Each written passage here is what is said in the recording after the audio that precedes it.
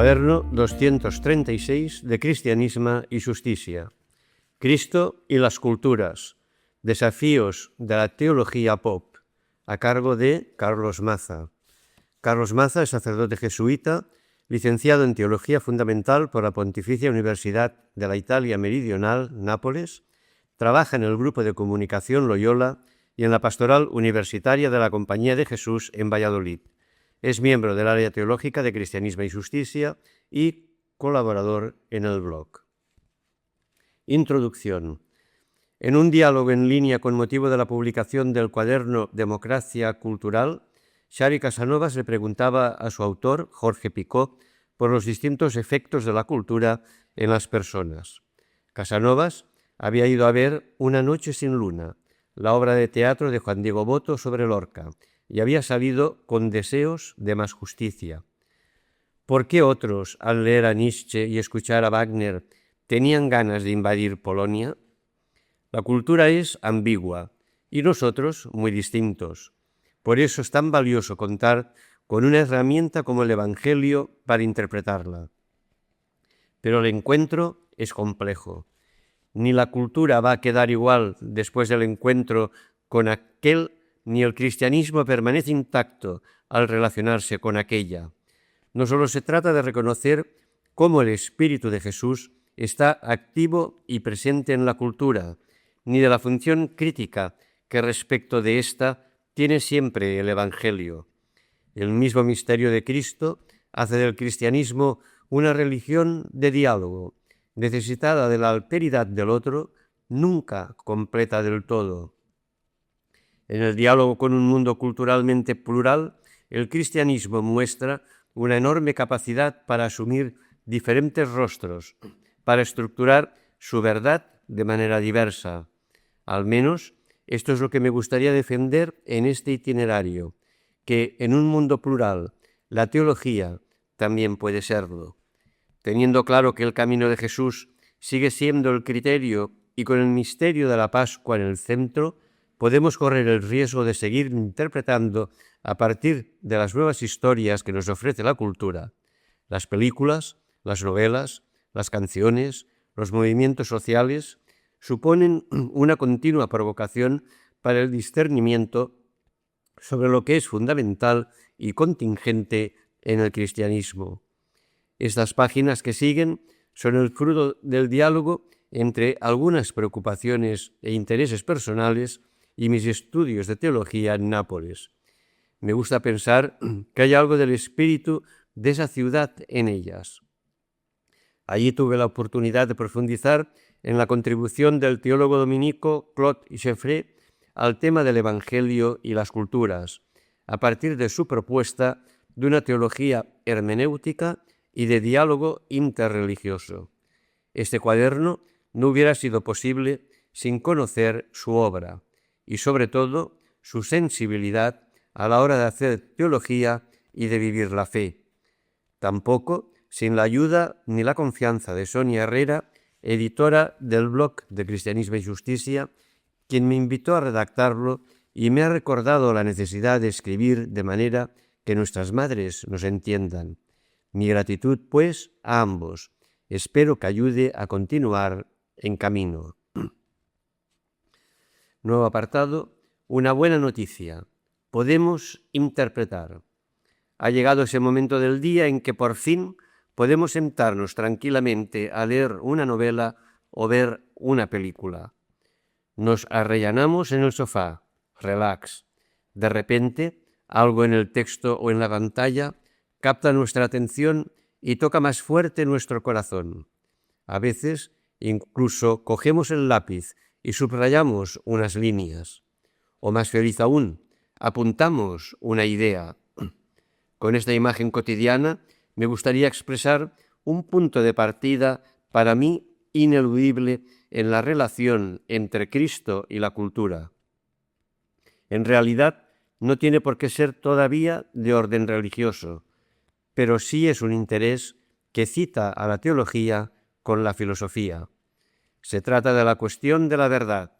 Para reconocer al Espíritu de Jesucristo presente en la cultura, necesitamos que la verdad sea algo que siga aconteciendo, que pueda suceder de nuevo, por ejemplo, en la lista de Schindler o NT. Si la verdad es solo algo que quedó fijado en el pasado, tanto en su contenido como en su forma, que se transmite como un bloque granítico de generación en generación, entonces tampoco el reino de Dios puede asomar la patita hoy en una manifestación cultural. La verdad, expresada en el Evangelio, no excluye la verdad presente en una película o en un libro escrito muchos siglos después. Al contrario, la ilumina y en muchos casos hasta la inspira, consciente o inconscientemente. Pero admitir esto significa que para seguir existiendo, la verdad ha de someterse al riesgo de la interpretación y de la historia. Ha de poder pasearse por el salón de casa y no tener miedo a aparecer en Netflix. Si la verdad y el reino de Dios acepta el desafío, sería triste que la teología no fuese capaz de hacerlo por medio de la interpretación, abandonando un modo de proceder dogmático. Un modo dogmático de hacer teología. El modo dogmático de hacer teología en relación con la cultura implica una forma muy concreta de relacionarse con los libros o con la pantalla del cine o del televisor. A grandes rasgos, procedería así. Primero, se toma una tesis de fe cualquiera. Si existe una gran motivación, incluso se le puede buscar una explicación volviendo sobre las decisiones oficiales del magisterio. Finalmente, se presenta la prueba, citando la Escritura, a los padres y a algunos teólogos. A modo de conclusión, se refuta todo lo opuesto. Este es el modo de hacer teología que predominó después del Concilio de Trento. Pues bien, haciendo teología de este modo, va a ser muy difícil que encontremos algo cristiano en Barbie, por ejemplo. Y sin embargo, en Barbie se habla de encarnación, no la de Jesucristo, obviamente, pero sí de algunos problemas y oportunidades que implica el hacerse carne. En el fondo, no estamos hablando solo de hacer teología, sino de un modo de vivir y de un rasgo muy presente en nuestro psiquismo. ¿Cuántas veces recurrimos aún a la Escritura, a la tradición o la teología, simplemente como medio para defender una determinada creencia? Las religiones no tienen, por lo demás, la exclusiva de esto. Lo vemos por doquier, fuentes convertidas en tótems que sirven exclusivamente para justificar lo que ya ha establecido previamente la autoridad jerárquica. La realidad debe ajustarse a lo que dicta aquella, y a ella queda ligada la producción de la verdad. En la Iglesia, proceder así significa que escritura, tradición y teología renuncian a toda función crítica e inspiradora para desempeñar solo un papel instrumental. Si la relación entre cristianismo y cultura se limita a buscar en esta lo ya fijado por la autoridad eclesial, entonces quizás sea inútil acercarse a la cultura. En una sociedad como la nuestra, no podemos pedir a un producto cultural que sea el reflejo exacto de una definición dogmática. Desde luego, no hallamos definiciones dogmáticas en Million Dollar Baby o en El Caballero Oscuro. Aquellas no pueden ser el punto de partida. Vamos a tener que trabajar con grados de grises para reconocer algo del camino de Jesucristo en la boxeadora interpretada por Hilary Swank o en Batman. Es así como la verdad puede acontecer de nuevo, expresándose y configurándose de modo diverso a como lo había hecho en un momento anterior y no como mera reproducción de un enunciado dogmático ya fijado. La teología ha de tomarse en serio que hay cine y series, que hay infinidad de libros y movimientos sociales. En definitiva, que la historia se sigue escribiendo. La verdad puede acontecer otra vez, dando lugar a nuevos modos de expresión de la fe cristiana. Dicho esto, nada impide que un producto cultural actual sea el reflejo exacto de un dogma eclesial. No confundamos abandonar un modo dogmático de hacer teología con renunciar a aquellos o a la tradición. Interpretamos también desde ellos, pero si en Barbie reconozco algo de la lógica de la encarnación, puedo intentar explicarla de un modo diverso o incluso entenderla mejor. La interpretación ofrece la posibilidad a la tradición y a la dogmática de seguir vivas, y a la Iglesia de tener en su relación con la sociedad y la cultura una actitud que no sea sólo defensiva. Teología e interpretación. El riesgo de hacer teología dogmáticamente radica en que una determinada forma histórica del cristianismo venga absolutizada, como si dijéramos, por ejemplo, que la representación de la encarnación finaliza con Fra Angélico. El Evangelio podría quedarse sin capacidad para interactuar con la cultura, como sufriendo un cortocircuito por no encontrar en ella el mismo modo en que la verdad se habría expresado ya. ¿Cómo interpretar, pues? Desde luego, partiendo de cero, no. La Iglesia, a partir del evento Jesucristo y bajo el impulso del Espíritu, ha producido un conjunto de textos en los que da testimonio de su experiencia fundamental y de su experiencia histórica. Yo conozco que Jesús era misericordioso porque creo lo que dice la Biblia y lo que me dice la Iglesia sobre él, además de por mi experiencia en el Espíritu. No puedo prescindir de todo esto para hacer teología, por ejemplo, a partir de El gran inquisidor de Dostoyevsky, correlacionar críticamente esa experiencia fundamental, testimoniada por la tradición con el libro que tengo delante, es la operación principal de la interpretación. Si queremos descubrir cómo el Espíritu de Jesús está presente en la cultura, tenemos que poder establecer esta correlación. Lo que acabamos de decir implica que en este modo de hacer teología, la inteligencia de la fe es histórica. Esta es la gran grieta que amenaza cualquier actitud dogmática. Ya no se trata de especular metafísicamente, sino de relacionar vidas, la nuestra, la de Jesús, la de la Iglesia, la que cuenta una novela.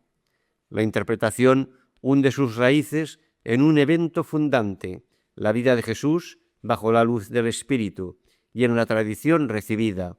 Es, por tanto, recuerdo, pero también profecía, porque da lugar a nuevos textos que dan testimonio de cómo algo de ese evento fundante y esa tradición se actualiza y se hace presente hoy.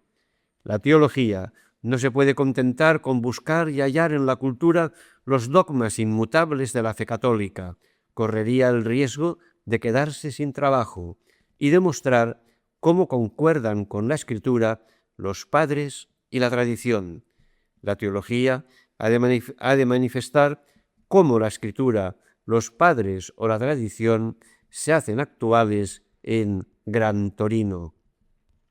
A la hora de interpretar, cuanto más conozcamos la Escritura y la tradición, mejor.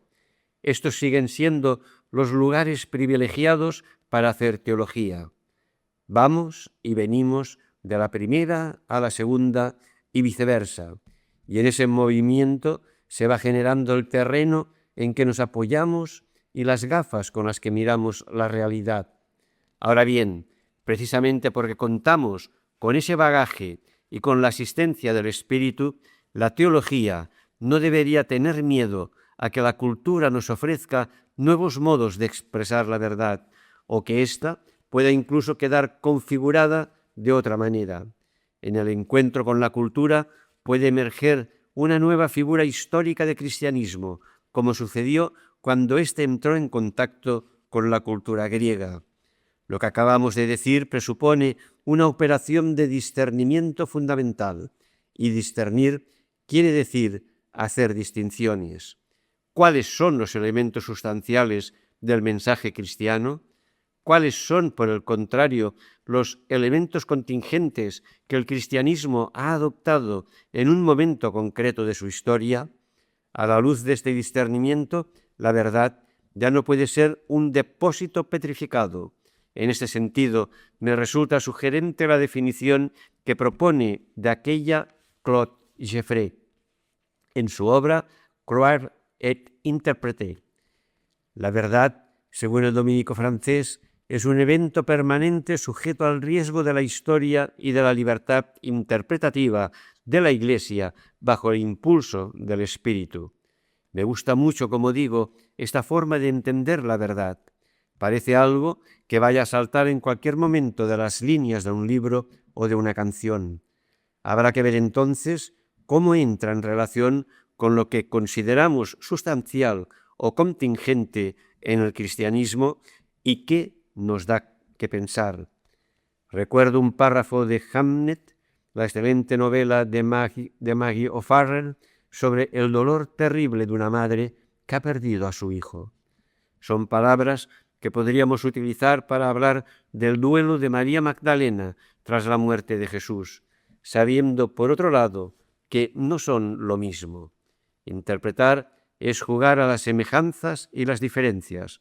La Iglesia tiene una larguísima tradición en este sentido. No es que haya esperado al siglo XX para ponerse a hacerlo. Alcance histórico y teológico de la crisis del modelo dogmático.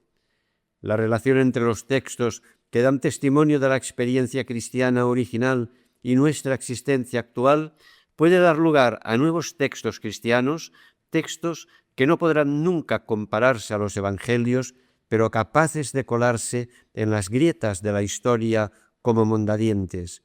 Pero entonces debemos asumir que la ideología unitaria asociada al dogmatismo se fragmenta. Es decir, no va a ser posible una teología universal para toda la Iglesia. De hecho, se ha producido ya una explosión en los modos de decir la verdad, dependiendo de las historias con las que el Evangelio entra en contacto. Las redes sociales son un ejemplo muy evidente de esta explosión. Hoy, cada cristiano puede llegar a ser un autor cristiano. Por eso, el discernimiento es más necesario que nunca, porque, como decimos, no estamos hablando solo de formas de expresión. En cada autor cristiano, el cristianismo se puede estructurar de modo diverso. Es vital, por tanto, seguir percibiendo que lo fundamental del Evangelio sigue estando presente en todas esas expresiones. Buscamos una cierta normatividad, aunque sea mínima, a sabiendas de que esta tensión entre unicidad y diversidad es probablemente de las más complejas y fecundas que vive hoy el cristianismo.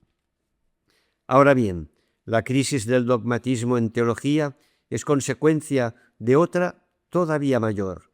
Hace tiempo que la verdad no es entendida como un juicio en el que uno dice lo que algo es.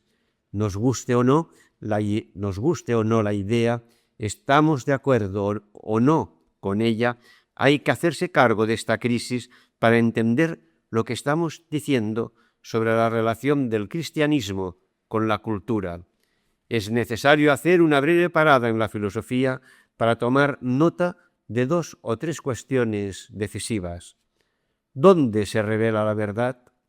Heidegger puso en duda que fuera el juicio, esa frase en la que uno dice lo que algo es. Esto tiene consecuencias inmediatas aplicado a la teología. Partiendo de las ideas de otro filósofo alemán, Dilthey, se mostró cómo nuestra existencia es el lugar de una interpretación que permite comprender. La verdad se manifiesta en la existencia, ese proyecto nunca terminado, no en un juicio. Por eso, Gadamer, discípulo de Heidegger, reivindica la tradición como lugar de la interpretación. Aquella es continua relación entre nuestro pasado y nuestro presente. El lugar de revelación de la verdad cristiana es, pues, esta relación posible entre lo que he recibido y la película que me están contando hoy. Una nota más respecto de esta crisis de la idea de verdad como un juicio adecuado. Heidegger También señalaba que esta forma de entender la verdad se apoyaba en la creencia ilusoria de que en el origen había existido un contacto inmediato entre sujeto y objeto. Traduzco a la teología que las primeras comunidades no tuvieron que hacer su interpretación sobre quién era Jesús. Es decir, el contacto en el origen habría sido tan fuerte, tan intenso, que hizo innecesaria cualquier interpretación. La metafísica tradicional diría lo siguiente: ese momento coincidió con una plenitud del ser. El historicismo eleva ese hecho histórico a absoluto. Sea como sea, la verdad se habría captado plenamente en ese momento inicial. ¿Qué consecuencias tiene lo que acabamos de decir para la teología? Si la verdad se captó ya por entero en un momento de la historia, aquella únicamente tendría la función de reproducirlo. Pero si ese momento de contacto inmediato que clausuraría la verdad es una ilusión, entonces podemos reconocer que aquella sigue aconteciendo y diciéndose, quizá de otro modo. Habrá que repetir cosas sin duda, lo esencial, y tendremos que ver qué es lo esencial, pero otras son contingentes y están sujetas a cambio. Existen finalmente las que están todavía por venir. Esto parece también más conforme a la idea de verdad bíblica que nunca se desligó de lo escatológico. Muchas cosas me quedan aún por deciros, dice Jesús a sus discípulos en su discurso de despedida en el Evangelio de Juan. Creer que hubo un origen en que se habría captado toda la verdad lleva casi aparejada la violencia del discurso.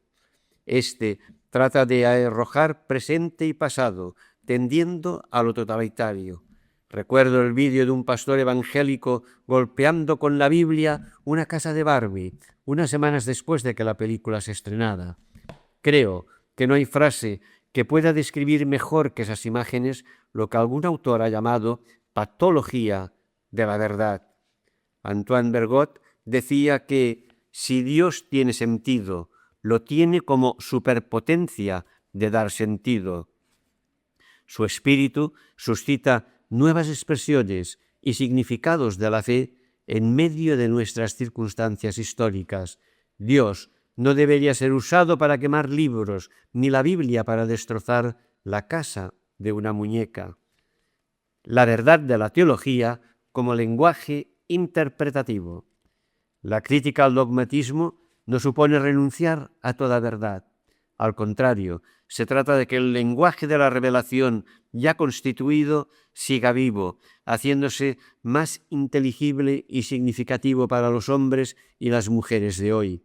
Las culturas en cada momento histórico concreto nos ofrecen nuevos modos de decir las cosas, trascendiendo las formas primeras o anteriores. Hablamos tanto de fondo como de forma, pero esto fue así también en el origen. No es posible entender del todo los evangelios sin conocer los códigos del relato oriental.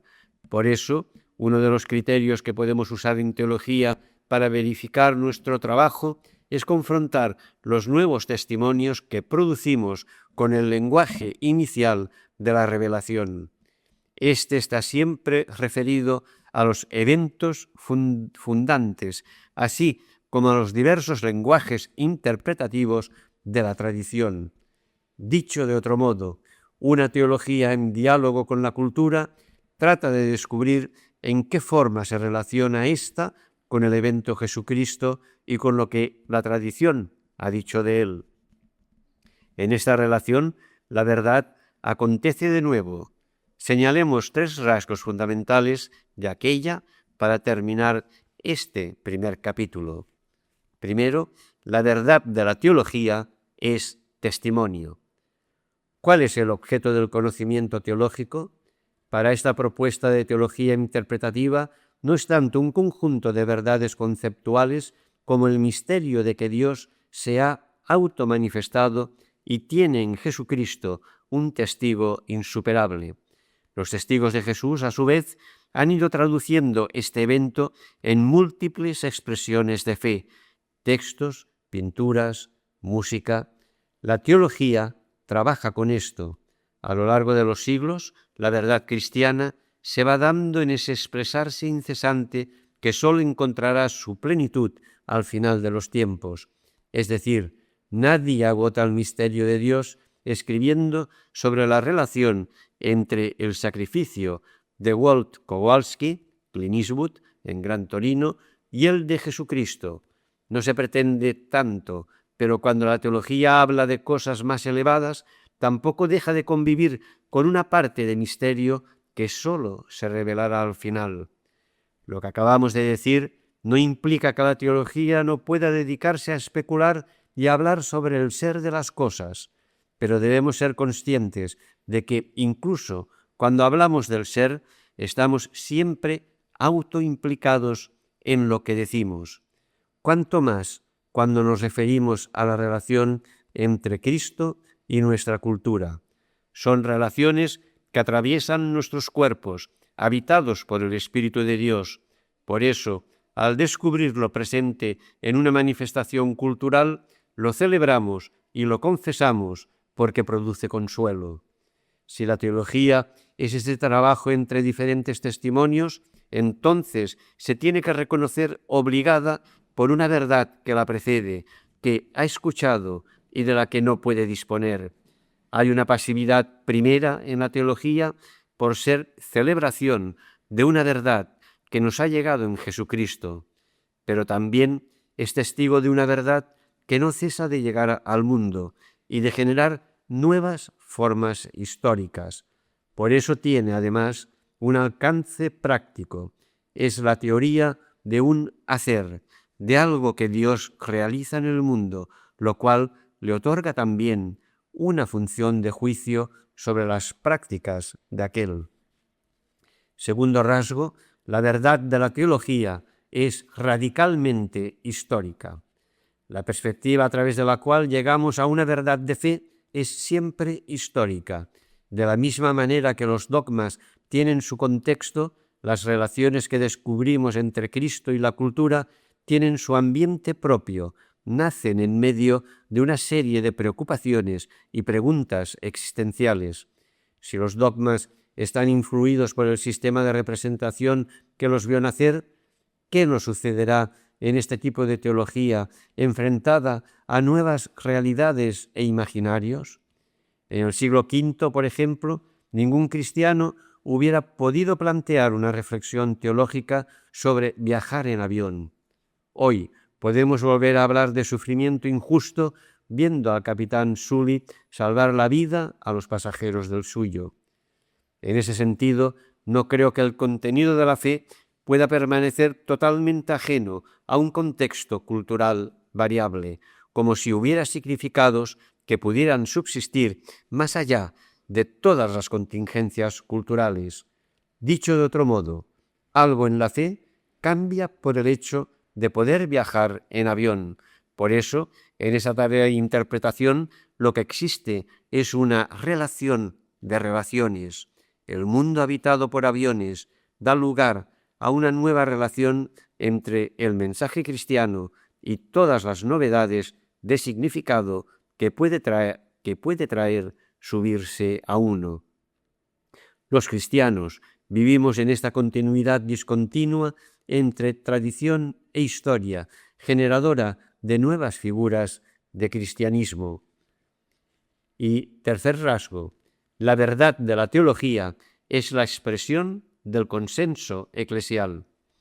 Hablar de una verdad plural puede suscitar interrogantes.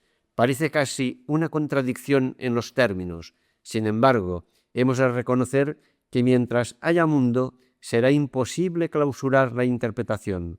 Pero también es cierto que no hay una posibilidad infinita de interpretaciones porque estamos dentro del marco interpretativo que ofrece la comunidad eclesial y no toda afirmación procede del Espíritu Santo. Tenemos que ponernos de acuerdo y debemos hacerlo sin factores de violencia ni de poder que puedan perturbar la comunicación, como explicaba Habermas en su teoría del consenso. La Iglesia es, pues, el sujeto adecuado para discernir la fe.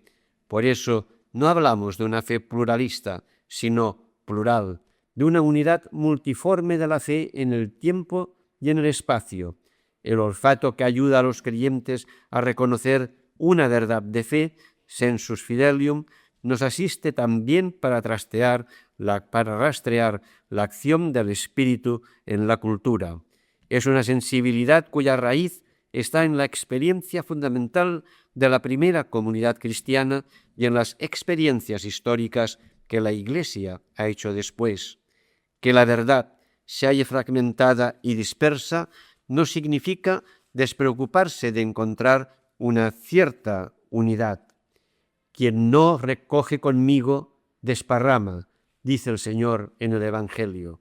Para no acabar desparramando en nuestra relación con la cultura, se nos ha dado el espíritu de la verdad. Juan 14:26. Los enunciados de fe nos ayudan, pero también la identidad de nuestra experiencia creyente, expresada en la liturgia de la Iglesia y en el servicio del Evangelio. Es cierto que esta referencia a la Iglesia como lugar de interpretación puede ser muy genérica, pero quedémonos con lo fundamental. Si queremos hacer una teología pop, tendremos que hallar una correlación entre la experiencia fundamental del Nuevo Testamento y la experiencia colectiva de la Iglesia atravesada por la sensibilidad de esa cultura pop. Y lo mismo para cualquier otra sensibilidad. Nuevo apartado: universalidad de Cristo y universalidad de la Iglesia. Mucho de lo que hemos aprendido sobre la relación de Cristo y el cristianismo con la cultura procede del diálogo interreligioso. Aunque en Occidente la secularización haga que a veces lo olvidemos, encontrar una tradición religiosa significa siempre encontrar una cultura. ¿Cómo podríamos separar la identidad india del hinduismo, por ejemplo, o la japonesa del zen y del sintoísmo? Tampoco la cultura europea se podría entender sin referencia al cristianismo, por mucho que aquella se haya emancipado de éste.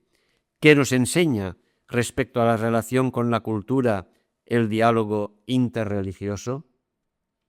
A partir del Vaticano II, la Iglesia ha reconocido que las otras tradiciones religiosas podrían desempeñar un rol de mediación para la salvación en cuanto portadoras de la presencia misteriosa de Cristo. El punto es precisamente este. Por un lado, como cristianos, creemos que Jesucristo es un mediador único. Por otro, tampoco puede quedar comprometida la universalidad de la salvación.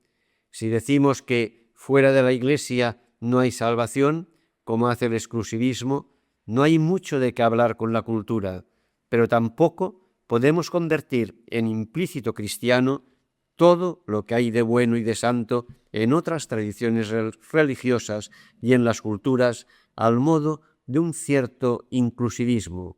Es como si nos dedicáramos a fichar para la Iglesia a todos los héroes que se sacrifican por los demás en cómics y películas. Así pues, el desafío radica en mantener como criterio el misterio de Cristo y a la vez hacerse cargo de la situación de pluralismo religioso y cultural en la que vivimos. ¿Es necesario dejar de afirmar que Jesús es Hijo de Dios para que el cristianismo respete la diversidad cultural? Lo que vamos a intentar mostrar en este capítulo es que no. Sucede todo lo contrario. Profundizar en lo propio de su identidad convierte al cristianismo en una religión de diálogo. Pero para esto es necesario distinguir la universalidad de Cristo de la universalidad del cristianismo como religión histórica. El cristianismo, como fenómeno histórico, no puede aspirar a ser una religión absoluta que acabe absorbiendo todo lo que hay de bueno en otras religiones y culturas. Es imposible, por tanto, evitar una cierta forma de pluralismo. Podemos seguir hablando de plenitud final de todo en Cristo, es lo que creemos, pero partiendo siempre de nuestra experiencia actual de pluralismo religioso y cultural. ¿Cuál es el valor salvífico de las otras tradiciones religiosas. Podríamos hablar, por analogía, de la cultura como cauce de salvación. Esto es lo primero que intentaremos responder en este capítulo. Después profundizaremos en el misterio de Cristo, universal, nacido en una cultura concreta, para caracterizar el cristianismo como religión de diálogo. Desde ahí intentaremos describir cuál puede ser la misión de la Iglesia en nuestro contexto de pluralismo. El valor salvífico de las religiones no cristianas y de la cultura. El número 2 de la Declaración Nostra Aetate del Concilio Vaticano II comenzaba así: la Iglesia Católica no rechaza nada de lo que en estas religiones hay de santo y verdadero. Se refería, claro está, a las religiones no cristianas. Por su parte, Lumen Gentium, número 17, extendía el discurso a las culturas, hablando de todo lo bueno que se encuentra sembrado en el corazón y en la mente de los hombres y en los ritos y culturas de estos pueblos.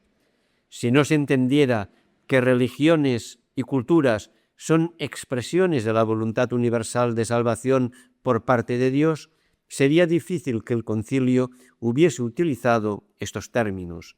Por lo demás, no se habría tenido que esperar al siglo XX para ver surgir esta conciencia en la Iglesia. Son los padres los que hablaron de semillas del verbo a partir de su experiencia de diálogo con la filosofía griega. Inicialmente, esta era, pues, una doctrina vinculada a la cultura. Solo mucho más tarde se aplicará al diálogo interreligioso. Y lo que manifiesta es sencillamente esto, que el Verbo encarnado en Jesús de Nazaret y el Espíritu de Cristo resucitado están presentes universalmente. La salvación de Cristo está activa, de acuerdo con el designio misterioso de Dios en las grandes religiones del mundo. Así, los hombres y mujeres pertenecientes a aquellas no se salvarían a pesar de esa pertenencia, sino en ella y a través de ella. Para describir esta forma de la salvación se habla de mediación derivada. Las tradiciones religiosas, en su misteriosa vinculación a Cristo, pueden ser cauce de salvación. Entiendo que la palabra mediación es una palabra fuerte. Como decíamos antes, para los cristianos, Jesucristo tiene una vinculación con Dios única, pero acabamos de ver cómo los padres encontraban presente su misterio en la filosofía griega, y el Concilio Vaticano II no duda en aplicar su doctrina al diálogo interreligioso. Por otro lado, hemos dicho que no hay tradición religiosa sin cultura. El mismo Evangelio se presenta siempre inculturado. ¿Podríamos hablar entonces de salvación a través de la cultura? Quizá, al tratar de responder a la pregunta, nos venga a la memoria aquello que nos ha ayudado a ser lo que somos, lo que nos ha devuelto al camino cuando nos habíamos perdido, o qué libros y películas nos proporcionan alegría y paz. Cada uno de nosotros sabe cómo la cultura le acerca y le vincula al misterio de Cristo. Aunque resulte polémico, lo que decimos acerca de las semillas del verbo implica que, desde nuestro punto de vista, hay una parte del exclusivismo que sigue siendo cierta, a saber, que en la salvación de los no cristianos persiste una vinculación con la Iglesia como cuerpo de Cristo. Vinculación misteriosa, eso sí, por caminos que solo Dios conoce. Como dijimos, no se trata de decir que Spider-Man y Batman son cristianos, pero ¿acaso no hay rasgos de Batman y Spider-Man que nos resultan muy familiares? Por eso señalábamos al inicio de este capítulo la necesidad de distinguir bien entre la universalidad de la salvación en Cristo y la universalidad de la Iglesia y del cristianismo. Con todo, no podemos separar lo que el Espíritu del resucitado realiza en la Iglesia de su acción en el corazón de las personas, de las otras religiones, de la cultura. Por eso lo reconocemos activo incluso en los superhéroes nacidos de nuestra imaginación. Esta mediación, fruto de la acción del Espíritu de Jesús resucitado, más allá de las fronteras visibles de la Iglesia, hace que podamos encontrar en la cultura valores que favorecen el encuentro con Dios, valores crísticos, podríamos decir. Hablar de estos nos permite discernir la cultura, pues no todo en ella favorece aquel encuentro. No podemos decir nunca que una cultura por sí sola salva. Aquella, como cualquier tradición religiosa, es siempre un fenómeno ambiguo, atravesado a veces por injusticias flagrantes. De hecho, también el cristianismo como fenómeno histórico y la actuación de la Iglesia están sujetos al juicio del Evangelio. Por eso hablamos de valores relacionados con Cristo y no de valores implícitamente cristianos. A pesar de todo, no es difícil encontrar en la cultura dichos valores. Incluso podemos probar a establecer algunas categorías. En primer lugar, los hay en el ámbito del conocimiento. Por ejemplo, filosofías que son verdaderas preparaciones evangélicas. ¿A quién no se le ha iluminado su camino cristiano leyendo a Lévinas o a Josep María Esquirol? Por no hablar de lo que supuso el descubrimiento de Aristóteles en el medievo, e incluso el poco cristiano Nietzsche ha ayudado a purificar algunas actitudes en el seguimiento del Señor. Si entrásemos en el mundo del arte, la lista de ejemplos no tendría fin. También encontramos valores en el mundo del culto, ciertos ritos, iniciaciones y prácticas de ascetismo en los que las culturas son ricas, pero quizá el terreno más evidente es el de la ética. En todas las religiones y culturas se hallan presentes valores de olvido de sí, de justicia, de compasión, de hospitalidad, de fraternidad, que pueden ser como anticipación de los valores del reino de Dios. ¿De cuántas películas salimos con ganas renovadas de hacer justicia? Algunas las seguiremos utilizando siempre para hablar de vocación. En realidad, cualquier expresión cultural que invite a descentrarse en algo más grande que uno mismo tiene una misteriosa vinculación con la Pascua. En la relación del Evangelio con la cultura, somos invitados a estar atentos a lo que nos recuerde a aquella. Por eso es tan importante la premisa del primer capítulo. Es necesario que la verdad acontezca de nuevo y que una interpretación guiada por el Espíritu nos permita descubrir mediaciones y valores que remitan a Cristo en nuestro contexto cultural. Cristo, universal desde una cultura. En nuestros días, que el cristianismo siga teniendo una pretensión universal puede generar rechazo. La misma idea de universalidad es polémica. ¿Cómo defenderla sin resultar totalitario? ¿Desde dónde construir algo universal? Muchas de las críticas a la globalización capitalista se apoyan en esto, en que a menudo da lugar a una homogeneidad que arrasa, como una pisonadora con la diversidad y la riqueza propias de las culturas. ¿Cómo conciliar ese deseo de universalidad respetando lo particular? Para entender mejor su universalidad, la Iglesia y el cristianismo histórico tienen que profundizar en la universalidad de Jesucristo. No es necesario dejar de afirmar que éste es un mediador único, como hacen algunas propuestas pluralistas para dialogar con religiones y culturas. Al contrario, excavar en su misterio hace del cristianismo una religión esencialmente de diálogo. Existen formas de pluralismo, la representada por Panikkar, por ejemplo, que aceptan que todas las religiones giren en torno a Cristo. Sin embargo, lo hacen a condición de que éste sea el que estaba junto al Padre, creándolo todo, el Cristo cósmico preexistente, es decir, desvinculándolo de Jesús de Nazaret. Así se acabarían los obstáculos para el diálogo y se purificaría el cristianismo de toda tentación imperialista. Jesús ya no sería el Verbo de Dios encarnado, problema solucionado. Pero entonces, ¿qué tipo de relación tendría Dios con la cultura? ¿Esta nos conduciría del mismo modo hacia aquel? ¿Tengo que pasar por alto que el Hijo de Dios ¿Fue judío en su vida terrena? Para afrontar estas preguntas, el teólogo medieval Nicolás de Cusa nos ayuda a entender que Cristo es universal, pero un universal nacido en lo concreto. La paradoja de la encarnación es que el amor absoluto de Dios se ha manifestado en la humanidad contingente de un hombre particular. De alguna manera, el amor divino ha necesitado de lo no divino para expresarse.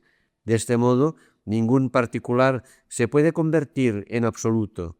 Como dice San Pablo en Colosenses 2:9, en Jesús reside la plenitud de la divinidad. Sin embargo, esta plenitud no se identifica con el elemento histórico y contingente del de Nazaret. Por decirlo muy gráficamente, lo divino en Jesús no era estar circuncidado o hablar arameo, pero el Verbo de Dios solo puede hacerse universal en la medida en que está unido a esa humanidad del maestro judío del siglo I. De lo contrario, tendríamos un universal abstracto, sin pie en la tierra. Con Panikkar podemos admitir que en el Verbo que estaba junto a Dios creando el mundo hay un plus respecto al Jesús de los caminos de Galilea. También en el resucitado hay un plus, pero nunca podemos separar al uno del otro. Jesucristo es una sola persona. Lo que acabamos de decir puede resultar demasiado abstracto y teórico, pero tiene repercusiones concretas y decisivas para el tema que nos ocupa. Primera, el Dios encarnado ha tenido una cultura, lo que le concede a ésta una dignidad eminente. Segunda, si Dios se ha manifestado a través de lo diferente a Él, entonces no es en absoluto necesario que algo sea idéntico a Jesucristo para inspirar una reflexión teológica. La reflexión teológica sobre la cultura debe ser capaz de acoger esa diferencia para hallar lo que en aquella acerca a Dios. Quizá desde ahí podamos ir construyendo algo universal, pero deviene necesario profundizar en ese universal concreto que es Cristo. Lo haremos a través de 3 elementos: la paradoja de la encarnación, la kénosis y un cumplimiento no totalitario. La paradoja de la encarnación. Como acabamos de decir, aunque en Jesús habite la plenitud de la divinidad, esto no significa que podamos identificar su elemento histórico y contingente con su elemento divino. No es necesario hablar en arameo, estar circuncidado y ser carpintero para manifestar a Dios. Por lo tanto, la paradoja misma de la encarnación, que el absoluto incondicionado de Dios se haya manifestado en formas relativas, nos permite entender lo siguiente: que Jesús sea un mediador único no excluye otras manifestaciones de Dios en la historia. La doctrina de las semillas del Verbo de los padres va en esa dirección. El cristianismo, por tanto, halla en sí mismo un principio de autolimitación. Creer en un Dios encarnado nos impide ser imperialistas. Dios se ha bajado hasta lo relativo y se ha sometido a nuestro conocimiento siempre imperfecto. Lo hemos dicho antes, ningún particular puede convertirse en absoluto, pero la lógica misma de la encarnación nos lleva a creer también que las formas relativas e imperfectas presentes en la cultura nos pueden conducir hacia Dios. Una teología en diálogo con aquella tiene que asumir estos claroscuros, la penumbra. La kénosis de Cristo. La paradoja de la encarnación alcanza todo su sentido en la cruz. Si la encarnación impone una autolimitación al cristianismo, la cruz tendría que hacer de éste una religión de la alteridad.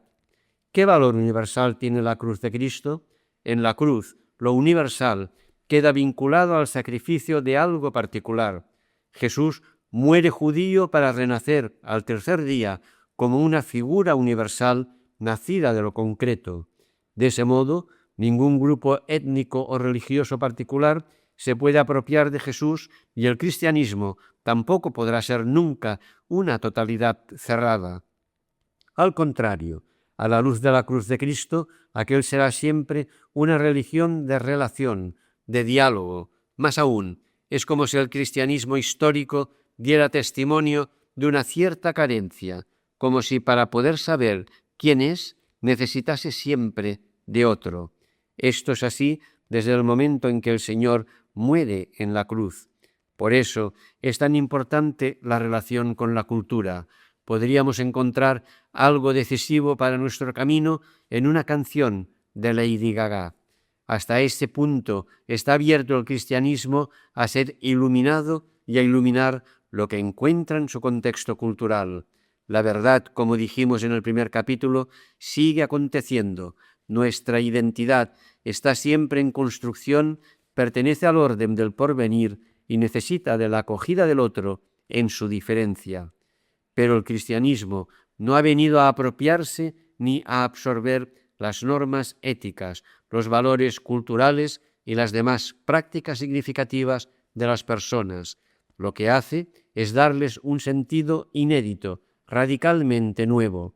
Si el cristianismo en su devenir histórico no da testimonio de una cierta carencia, ¿cómo podrá respetar la alteridad de las culturas o de las otras religiones? Así muestra su vocación universal. La identidad cristiana no es una perfección ya adquirida. Por eso, la Iglesia sale a los caminos a plantear preguntas mostrando un cierto carácter incompleto. Salida evangelizadora, sí, pero también buscando constantemente su identidad.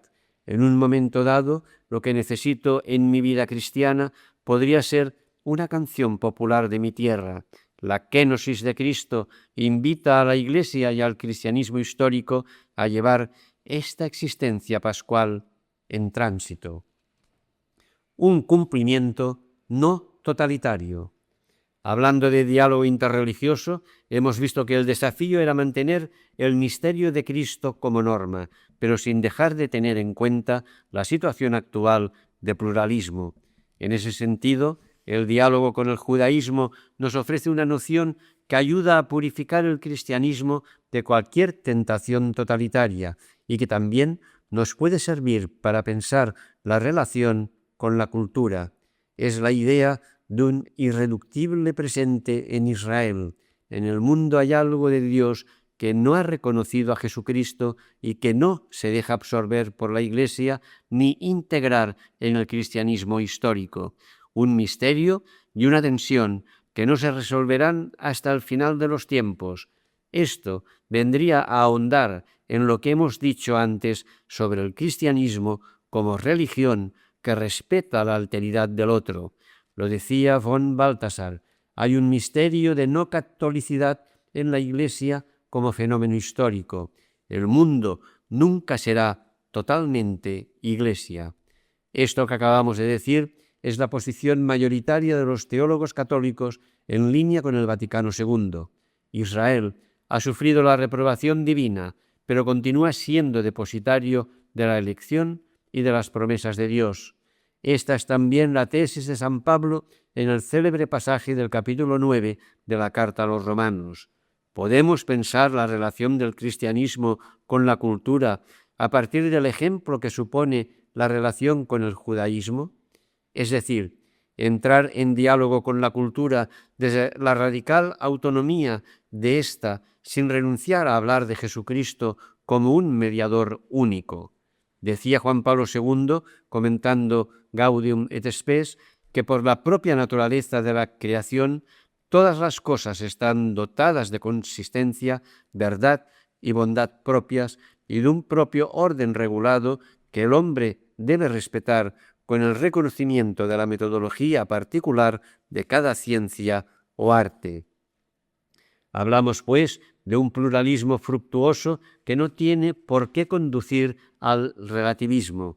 De la misma manera que Israel fue una preparación evangélica en relación con su cumplimiento en Cristo, los diferentes relatos culturales, películas, series, canciones, pueden ayudarnos a entender mejor un aspecto concreto del Evangelio, aun admitiendo dentro de ellos imperfecciones y lógicas perversas. Seguimos en medio de toda la ambigüedad humana.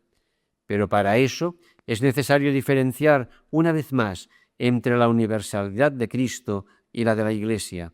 Si algo del reino de Dios queda iluminado por una canción de Queen, no corro a decir que Queen es un grupo cristiano integrándolo en mi religión sin respeto de su alteridad. Quien es universal como para alcanzarlo todo y llevarlo a la plenitud es Cristo. Él hace al cristianismo capaz de entrar en diálogo con una canción de Queen hasta el punto de que ésta puede iluminar algo de nuestra identidad sin necesidad de que Freddie Mercury fuera a misa los domingos. La noción de irreductible, de irreducible, nunca queda desvinculada del Espíritu de Dios. De nuevo fue Baltasar quien sostuvo que la palabra revelada en Jesús no excluía otras palabras formalmente diversas. Es lo que él llamaba revelación diferenciada de Dios. Según esto, podríamos decir que las culturas están actualmente implicadas en la palabra de Dios y en el misterio de su voluntad salvífica. Habrá que discernir sin duda, pero nuestra historia, la de las culturas y las religiones, es ya en sí misma relato de Dios, sacramento de su presencia en el mundo. La verdad cristiana, en sí misma relación, ilumina, sin absorber ni sustituir, la parte de verdad de que es portadora la cultura.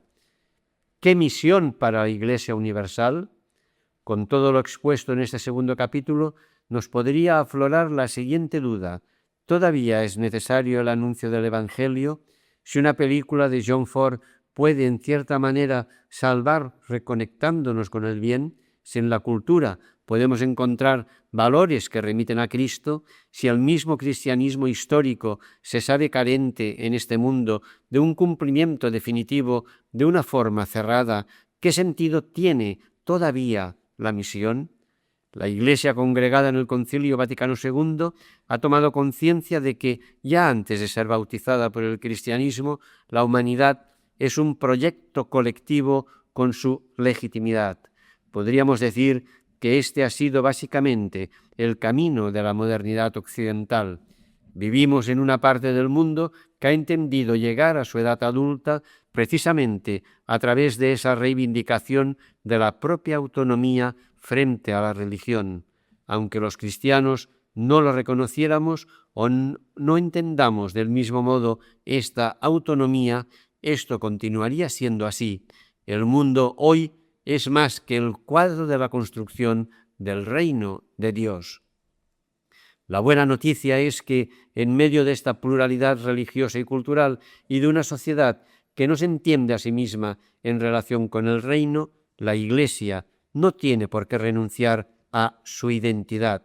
Y esto porque se da cuenta de que es gracias a ella que puede vincularse al otro a pesar de la diferencia. Es más, tiene necesidad de la verdad del otro para profundizar en su particularidad.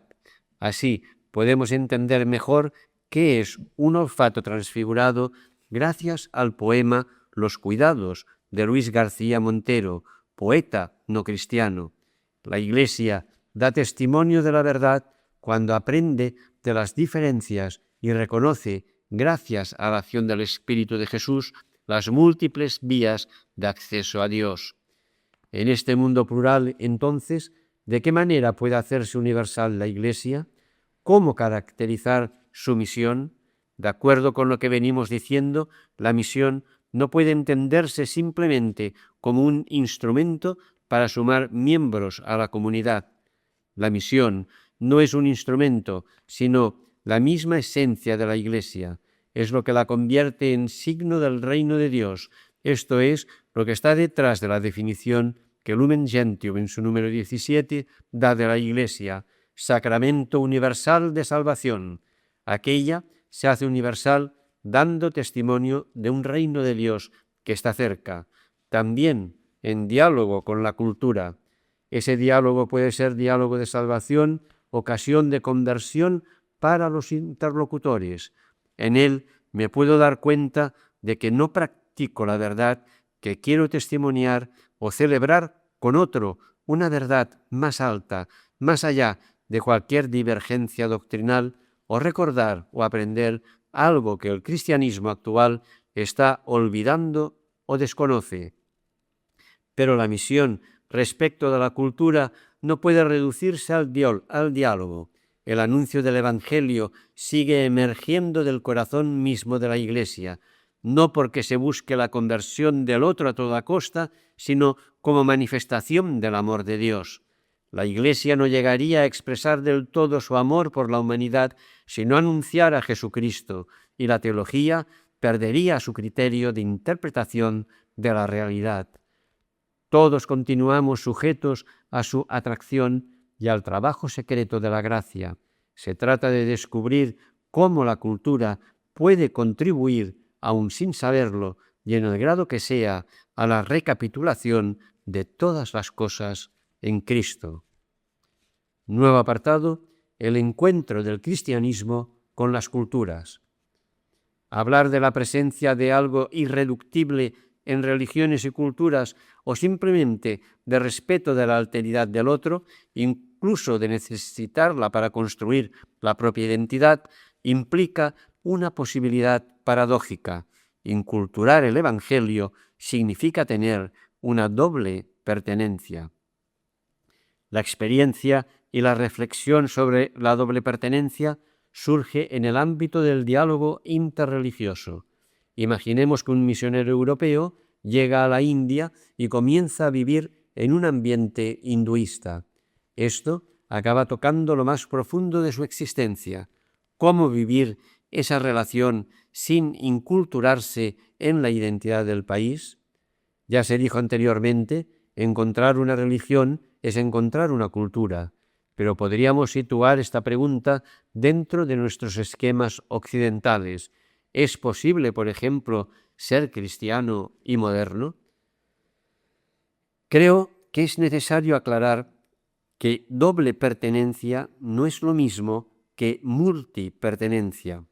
En Occidente, muchos hombres y mujeres viven un sincretismo muy espontáneo, acumulando creencias de diferentes tradiciones religiosas y culturas sin apenas conflicto, aunadas en torno a una idea fundamental. Selecciono lo que me conviene en el mercado de las creencias para mi bienestar personal. A veces se trata de la sacralización del yo, es cierto, pero también puede ser síntoma de la búsqueda de un Dios mayor, fruto de la insuficiencia de las instituciones religiosas y de los paradigmas culturales a la hora de ofrecer una vida más plena. Por tanto, la idea que está detrás de esta parte de nuestro itinerario es que son posibles formas inéditas y buenas de sincretismo, cruces de caminos que podemos celebrar. Obviamente, lo que defendemos es evitar esas encrucijadas sin abandonar el cristianismo ni dejar de confesar a Jesucristo como Salvador, así como la función crítica que siempre tiene el Evangelio, pero también desde la fe en que debería ser posible la inculturación de aquel en cualquier momento de la historia. ¿Una esencia cristiana? Hablamos, pues, de la posibilidad de usar bien el sincretismo en el ámbito de la inculturación del cristianismo, de costuras posibles entre aquel y, por ejemplo, la cultura pop. Pero, ¿qué es lo que es incultura? Es difícil hablar de una esencia cristiana en abstracto. Nuestra fe está inseparablemente ligada a esquemas de pensamiento y vocabulario semíticos y griegos. El Evangelio se presenta inculturado desde su origen y esa enorme síntesis no se puede desechar. Sin embargo, también sabemos que el futuro del cristianismo ya no se juega solo en Occidente. Es más, en nuestras sociedades ese futuro se juega en un ambiente que podríamos llamar poscristiano. ¿Es capaz el cristianismo de un encuentro fecundo con culturas no europeas y con una cultura europea que se vive a menudo emancipada de la religión? Para responder estas preguntas es necesario volver a pensar cuáles son los elementos sustanciales y contingentes de nuestra fe. La inculturación no significa trasplantar una esencia cristiana en abstracto a una cultura no cristiana, una fórmula, por lo demás, que ha tenido poco éxito en una parte importante del mundo. La inculturación pide discernimiento, sin que eso signifique abandonar los dogmas y su desarrollo a lo largo de los siglos. Otra cuestión que no podemos olvidar es que el encuentro del cristianismo con una cultura pagana, occidental o no, es también el encuentro con una tradición religiosa más o menos explícita.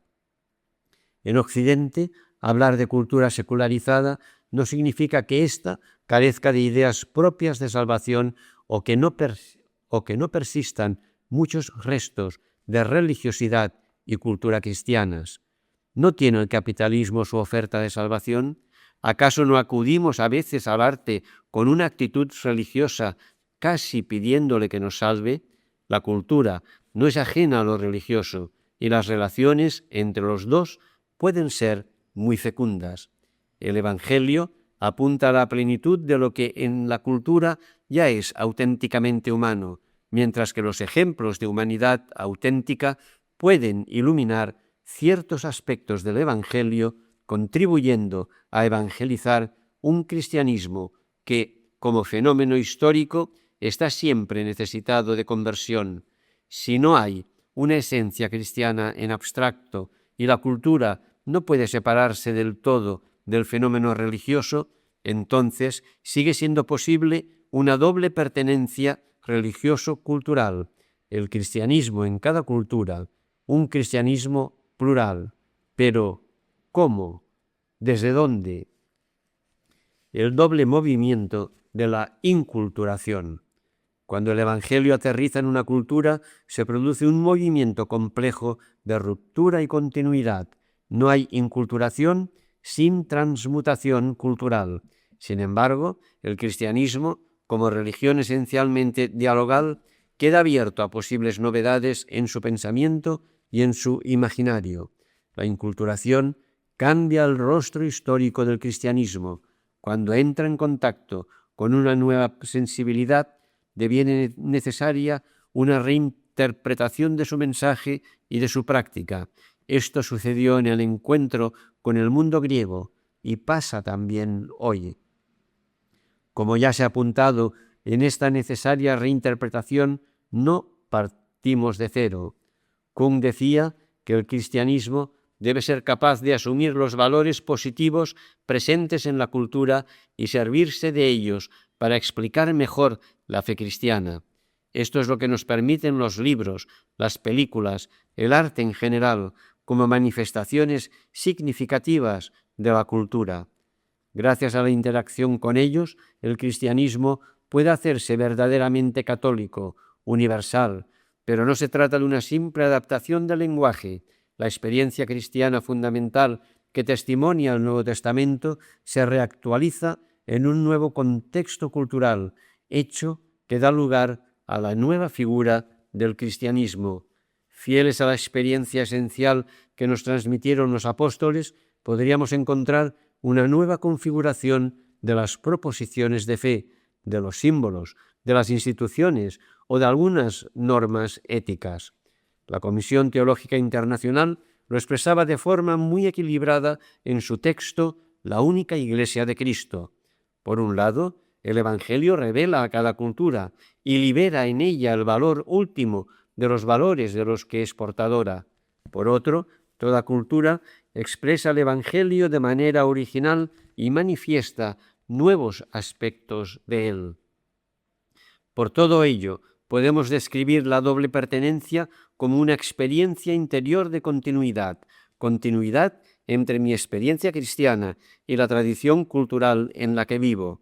Por ejemplo, la compasión y la esperanza que reconozco en Las Malas, novela de la escritora transgénero Camila Sosa Villada, continúan en la compasión y la esperanza inspiradas por el Espíritu Santo.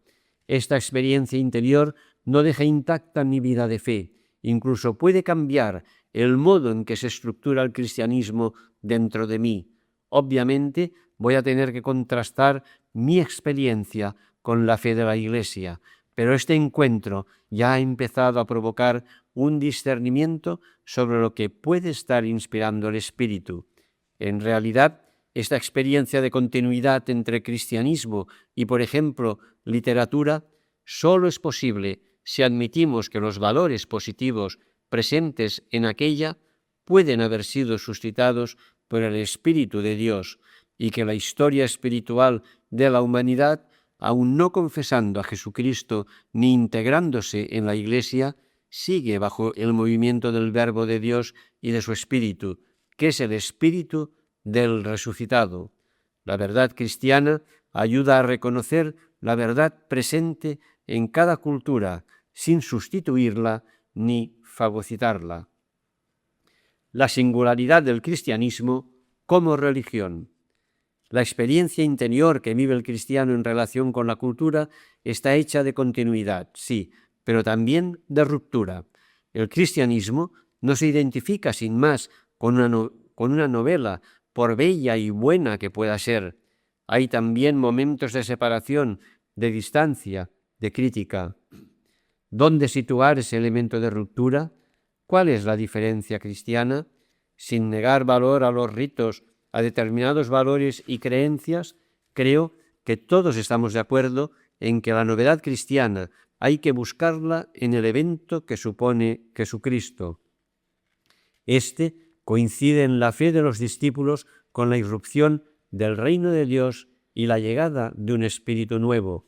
Tras su muerte y resurrección, este espíritu nuevo es el espíritu de Cristo resucitado. Michel de Certeau, para hablar del efecto del cristianismo sobre la cultura, hablaba de una ruptura que instaura algo nuevo. Esto podemos observarlo de nuevo en la relación entre aquel y el judaísmo. Jesucristo y su espíritu suponen obviamente una discontinuidad tan significativa que da lugar a una nueva religión. Pero la Iglesia no sustituye ni absorbe a Israel. Iglesia e Israel seguirán sus caminos hasta el final de los tiempos, y esto da mucho que pensar. Utilizando la analogía, podríamos decir que tampoco la cultura será nunca totalmente sustituida por la Iglesia. ¿Cuál es entonces la diferencia cristiana? Es difícil definirla a priori, porque Jesús no funda una nueva religión en el sentido clásico. Lo que hace es introducir en el mundo un espíritu que genera hombres y mujeres nuevos, tanto en su vida individual como colectiva. En ese sentido, existe vida cristiana cuando percibimos en una práctica cultural olor a evangelio. El cristianismo se define con relación a esta buena noticia de liberación, no sólo respecto de la ley judía, sino de todo código cultural o religioso que quiera ocupar el lugar de Dios y que contenga aún elementos del mundo, como decía San Pablo. En definitiva, el Evangelio también es juicio respecto de todo aquello que en una cultura o en una religión deshumaniza. Por eso el cristianismo tiene vocación universal, porque quiere alcanzar a todo ser humano que aspire a esa liberación, pero solo puede ejercer esa función crítica si él mismo se somete al juicio del Evangelio. Si la relación entre cristianismo y cultura está hecha de rupturas y continuidades, si decimos que hay existencia cristiana allí donde el Espíritu da lugar a prácticas que hablan de Evangelio, entonces vamos a tener que estar atentos a los gestos que dan testimonio de aquel y a los lugares fronterizos, a los umbrales y claroscuros, para hablar de esa doble pertenencia hecha de identidad cultural y cristiana. Esta pertenece al orden del devenir siempre en camino y en construcción. Si es así para aquellos que pertenecemos a la Iglesia y son posibles una multitud de realizaciones parciales del ser cristiano adulto, habrá que reconocer que es posible también ese estar en camino fuera de la Iglesia y de la confesión explícita de Jesucristo. Allí donde se da el gesto del Evangelio hay existencia cristiana. Ubi Christus, ibi Ecclesia, dice el adagio atribuido a San Ignacio de Antioquía. Nosotros cristianos, siempre en proceso, no podemos cerrar la Iglesia de camino a quien no pertenece a la Iglesia. Aunque Camila Sosa no pertenezca visiblemente a ella, ni confiese el credo, ni comulgue en la Eucaristía, no puede haber una pertenencia invisible al reino de Dios cuando reconocemos en sus páginas, gracias al Espíritu, algún rasgo de aquel. Es necesario, pues, seguir hablando de discernimiento. Este señala el fin de nuestro itinerario, aunque el camino de reconocimiento de Cristo en la cultura continúe. Nuevo apartado, el discernimiento fundamental. Si la identidad cristiana es una identidad siempre en construcción, difícilmente definible a priori, necesitamos pistas, orientaciones para el discernimiento. Todo lo que dijimos sobre la interpretación en el primer punto del cuaderno nos es útil aquí. No hay verdad sin interpretación, y esto supone relacionar críticamente la tradición que he recibido y mi experiencia de hoy, pero tendremos que buscar una cierta normatividad, un criterio que nos ayude a discernir. ¿Hay en este sentido una experiencia cristiana fundamental? Lo decíamos al inicio, no acudimos a la interpretación sin unas gafas propias. En realidad, estas gafas son una persona, el inicio, fuente y norma de la experiencia de los primeros cristianos es el Jesús vivo de la historia. Frente a una realidad cultural cualquiera, siempre podríamos partir de algunas características esenciales de ese Jesús. Por ejemplo, el anuncio de un Dios que trae la salvación para todos, no solo a un pueblo, o su relación especialísima con el Padre, o una muerte y resurrección que muestran que la salvación no la puede traer un sistema del mundo, pero que tampoco invitan a huir de éste, sino a anticipar los efectos liberadores de esa vida resucitada. A partir de estos elementos esenciales, con una lectura crítica de la Escritura y tomando en cuenta nuestra experiencia actual, podríamos, por ejemplo, reinterpretar los dogmas. También escribir un nuevo texto cristiano comentando El Señor de los Anillos. Sin embargo, vamos a tomar otra dirección. No estableceremos unas características esenciales de la experiencia fundamental cristiana, sino que hablaremos del cristianismo como camino, como conducta correcta. Creo que esto nos ayudará a centrar en la vida de Cristo la relación entre nuestra religión y cada cultura y a verla dentro de un proceso. Caracterizar el cristianismo como conducta correcta no significa reducirlo a una conducta moral. Esto sería empobrecer significativamente el camino cristiano. Claude Jeffrey recordaba que también la palabra Tao significa camino y que éste se refiere tanto al del cielo como al de los santos. Es camino que habla al mismo tiempo de mística, de sabiduría, de ascesis. Nosotros quizá lo llamaríamos reino de Dios. Lo importante de cara a nuestro discernimiento es no entender la relación del cristianismo con la cultura simplemente en clave moral. Aquel propone a la cultura un camino nuevo, un movimiento de éxodo, de imitación de Cristo y de conducta correcta, pero es conveniente aclarar qué entendemos con estas expresiones, porque de esta interacción dinámica con la cultura van a surgir diversos rostros del cristianismo. Al igual que la imagen del camino, tampoco la idea de éxodo es nueva ni exclusiva del cristianismo. Como sabemos, la experiencia del éxodo es central en la vivencia de Israel. Moltmann llamaba al judaísmo la religión de la promesa, vinculándola a este gran movimiento del pueblo. Lo específico del cristianismo es que esta promesa es inseparable del camino de Jesús. Éxodo ya no significa solo partir en busca de una patria. Ahora es la búsqueda de alguien, del rostro mismo del Señor. De alguna manera el camino del cielo y el de los santos confluyen en él. Pero recordemos que no se trata solo de llegar a la tierra prometida. Una vez en ella, Israel debe seguir recorriendo los caminos del Señor. En este sentido, Jesús representa de nuevo una ruptura. La imitación de Dios, antes confiada a la ley, ahora se convierte en imitación de Cristo. Jesús es el nuevo Moisés y llama a seguirlo en una peregrinación que nace del Padre y vuelve al Padre, y que tiene en el misterio pascual su momento central. Si andamos buscando una cierta normatividad que nos oriente en el encuentro con las culturas, solo la podemos encontrar aquí, en este camino de Jesús.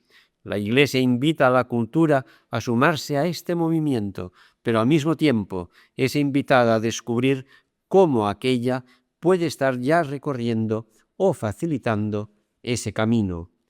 ¿Qué significa entonces imitar a Cristo? Ya hemos dicho que la norma del comportamiento moral pasa de tener su centro en la ley a hallarlo en el comportamiento del Señor. Pero esto no quiere decir que tengamos que ser copias de Jesús de Nazaret. Por eso no nos valía solo con hallar unas características esenciales en él.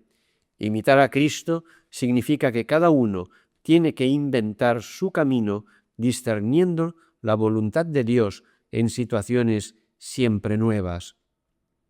No podemos tomar a Cristo simplemente como un modelo externo y aplicar un silogismo. Imitarlo es, en realidad, consecuencia de ser hijos de Dios en Él. Más que de una imitación moral, se trata de una comunión íntima que va realizando en nosotros lo que amamos en Él. Hacer memoria de Cristo, en este sentido, no es nostalgia del Señor anterior a la Pascua o reproducción exacta de lo que sucedió a Jesús, sino creación nueva del Espíritu del resucitado. Lo que acabamos de decir es muy importante de cara a la relación entre el cristianismo y la cultura. Desde el principio hemos visto que esta relación está habitada por una tensión entre lo que es único y lo que es diverso, entre lo fundamental y lo contingente. Pues bien, en la imitación de Cristo hay lugar para la diferencia. Jesús es alguien distinto de nosotros desde el mismo momento en que puede hablarnos, y respetar su alteridad implica también la creatividad en el camino cristiano. Si en nosotros mismos observamos semejanzas y diferencias con Jesús, ¿por qué no aceptar que en Million Dollar Baby o Gran Torino pueden convivir elementos cristianos y no cristianos e intentar situar esos elementos dentro de un camino cuyo horizonte es Cristo? Se trata de percibir cómo toda la realidad se encuentra en ese camino de semejanza y diferencia respecto de él. En cualquier caso, hablar de creatividad significa también mantener la tensión que supone tener un criterio, una cierta normatividad. El Espíritu de Cristo reproduce en nuestra vida el camino de Jesús hacia el Padre, y éste tiene en el misterio pascual su momento central. ¿Hay algo que huela a Pascua en la cultura? Esta es nuestra pequeña norma, aquello que da unidad profunda dentro de un mundo plural. El cristianismo como práctica correcta. Hablar de cristianismo como camino es presentarlo sobre todo como un obrar correcto y no tanto como mensaje doctrinal o contenido dogmático. Al fin y al cabo, el cristianismo triunfó en el mundo religioso grecorromano porque se percibió que la verdad era el amor mostrado por Dios en Jesucristo. En cualquier caso, hay que entender bien lo que se quiere decir con práctica correcta para no reducir, como ya se ha dicho, el camino cristiano a una moral. El evangelista Juan utiliza la expresión obrar la verdad. Esto nos ilumina porque con esta conducta Juan no se refiere a una acción ética consecuencia de la fe, sino al creer mismo. Obrar la verdad es, pues, caminar progresivamente hacia la fe. ¿Reconozco algo en la cultura que me ayude en ese camino? Si es así, significa que hay personas y personajes que sin saberlo son discípulos de Jesús, pues podemos reconocer en ellos los gestos del Evangelio como si hubiera un instinto para la verdad anterior a la fe explícita. La práctica del Evangelio, eso que nos conduce a una mayor fe esperanza y amor no es monopolio exclusivo de quien pertenece a la Iglesia y confiesa explícitamente a Jesucristo. Así es a menudo en muchas manifestaciones de la cultura. Estas, aun de modo inconsciente, nos llevan a experimentar que la verdad ha vuelto a acontecer en esa relación semejante y diversa con el misterio de Cristo. Nuevo apartado, una palabra final sobre el cuerpo. En los últimos párrafos hemos hablado de obrar de la identidad cristiana como práctica evangélica de gestos. Si reconocemos la acción del Espíritu en la cultura, es porque aquella tiene una traducción corporal. El último paso en estas pistas para el discernimiento cristiano de la cultura lo dedicamos, pues, al cuerpo. El cristianismo no fue original al hablar de un cuerpo de Dios. Zeus, Afrodita o Hermes también tenían uno. La novedad cristiana estuvo en afirmar que la divinidad misma se hace cuerpo.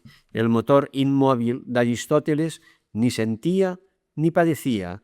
La encarnación, en cambio, hace al Dios cristiano infinitamente vulnerable, llegando incluso a morir, pero también otorga al cuerpo humano una dignidad absoluta.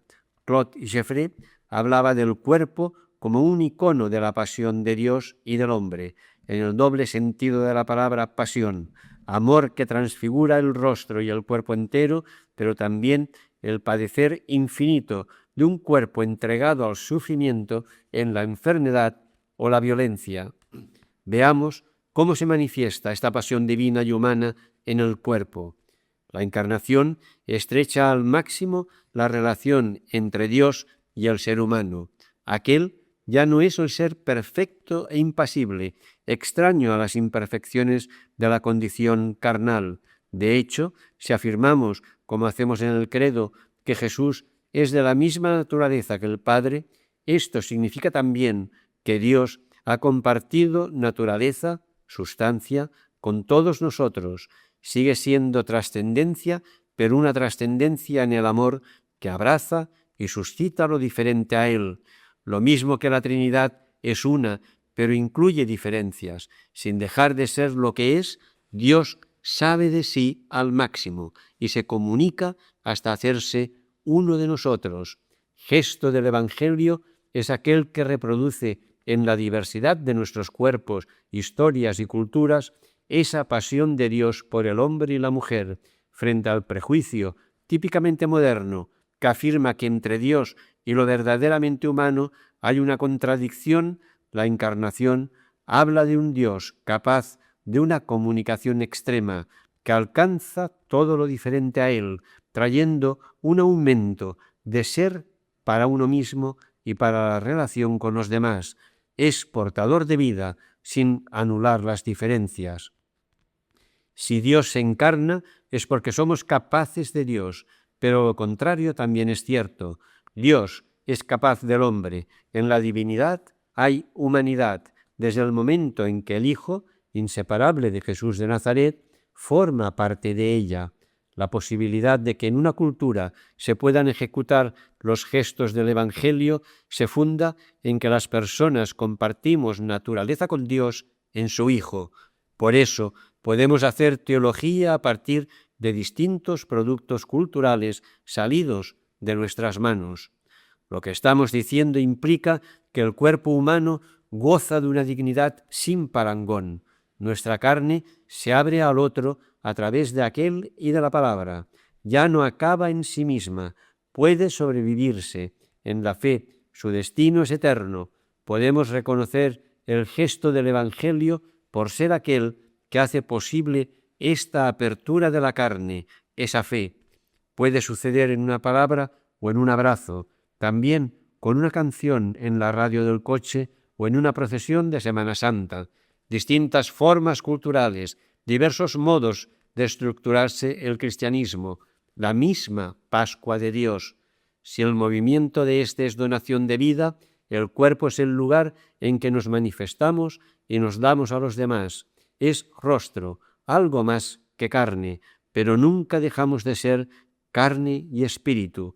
Nuestra historia es un pasar constantemente de la una al otro y del otro a la una, de la necesidad de la carne al deseo del espíritu, del placer a la alegría, de la satisfacción a la felicidad, del encierro en mí mismo al ser para los demás y viceversa.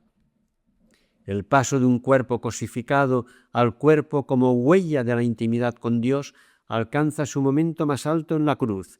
El arte cristiano oriental ha sabido captar muy bien la ambivalencia de este momento.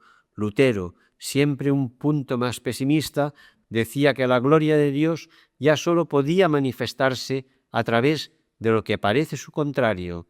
Es su teología de la cruz, la idea hebrea de Cabot. Por otra parte, habla del esplendor deslumbrante del amor de Dios, tan intenso que no se puede mirar a la cara. Para los cristianos, todo esto se concentra en el Viernes Santo. La verdadera trascendencia es este exceso del amor de Dios. Después, en la mañana de Pascua, aquel vuelve a llenar de vida al Hijo.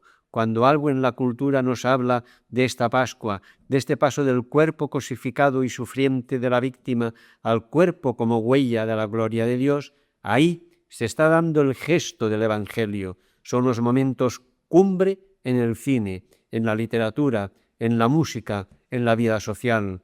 Desde el comienzo de este cuaderno hemos hablado de interpretación, buscando un cierto criterio para orientarnos, una cierta normatividad, aunque sea mínima. Ahora vemos que la única respuesta al exceso de mal en el mundo es el exceso de amor que llega hasta el don de la vida. Este resucita los cuerpos, permitiéndoles ser huella de un misterio de amor absoluto. En medio de la pluralidad de culturas, el Espíritu de Dios genera ejemplos universales en aquellos que han dado su vida por muchos. Estos siguen siendo criterio eminente para interpretar la relación entre Cristo y la cultura.